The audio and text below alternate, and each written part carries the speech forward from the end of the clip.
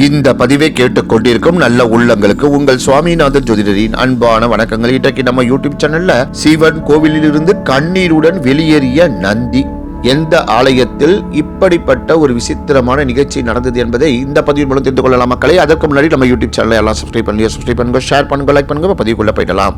பொதுவாக சிவபெருமானுக்கும் நந்திக்கும் இடையே இருக்கும் அற்புதமான தொடர்பு உலகறிந்த ஒன்று. சிவன் கோவில்கள் எங்கெல்லாம் இருக்கின்றதோ அங்கெல்லாம் சிவனுக்கு எதிரே அவரை பார்த்தபடி மண்டியிட்டு அமர்ந்த நிலையில் இருக்கும் நந்தியை பார்த்திருக்கிறோம். இது என்ன புதுசா சொல்றீங்க? சிவன் கோவிலில் இருந்து கண்ணீருடன் வெளியேறிய நந்தி என்று தலைப்பிட்டு அதையும் பகிர்ந்துள்ளீர்களே என்று தானே சிந்திக்கிறீர்கள்.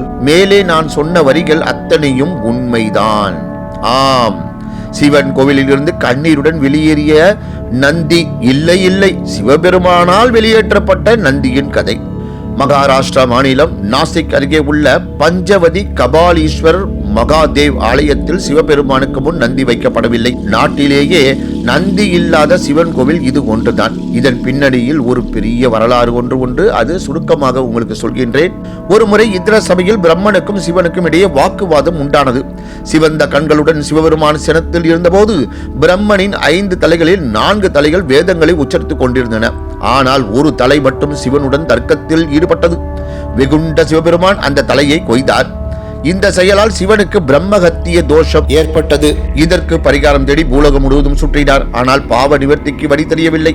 சோமேஸ்வரர் என்ற இடத்துக்கு சிவன் வந்தபோது பசு ஒன்று தன் கன்றுடன் பேசுவதை கேட்டார். பிராமணன் ஒருவனை தனது கொம்பால் குத்தி கொன்று பிரம்மஹத்திய பாவத்திற்கு ஆளான கன்றுக்கு தாய் பசு பரிகாரம் சொல்லி கொண்டிருந்தது. இதன்படி பரிகாரத்திற்காக பசு கன்று சென்ற திசையை பின்பற்றி சிவபெருமானும் சென்றார். பஞ்சவதி அருகே வந்ததும் கோதாவரி ஆற்றில் பசுங்கன்று நீராடி தன் பிரம்மகத்திய பாவத்தை போக்கி பழைய நிலைக்கு திரும்பியது. அதே இடத்தில் சிவனும் நீராடி தனது பாவத்தை போக்கிக் கொண்டார். பின்னர் அருகே இருந்த மலையில் சிவபெருமான் குடிகொண்டார். சிவனை பின்தொடர்ந்து சென்ற பசு அவருக்கு முன் மண்டியிட்டு அமர்ந்தது. ஆனால் இதற்கு சிவன் ஒப்புக்கொள்ளவில்லை. தன்னை பிரம்மகத்திய பாவத்திலிருந்து விடுவித்ததால் குருவுக்கு சமமானவர் என்றும் அதனால் தன் முன் அமர வேண்டாம் என்றும் நந்தியை கேட்டுக்கொண்டார். ஆனால் நந்தியோ சிவபெருமான் மீது கொண்ட அளவு கடந்த பக்தியால் கோவிலில் இருந்து வெளியேற மறுத்து தன்னை அனுமதிக்குமாறு சிவனிடம் மன்றாடியது.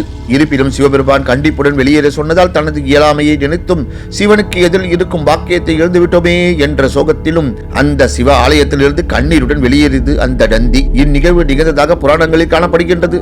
அதனால் இங்குள்ள சிவாலயத்தில் நந்தி சிலை வைக்கப்படுவதில்லை. ஓம் நம சிவாய. நன்றி, வணக்கம், வாழ்க வளமுடன்.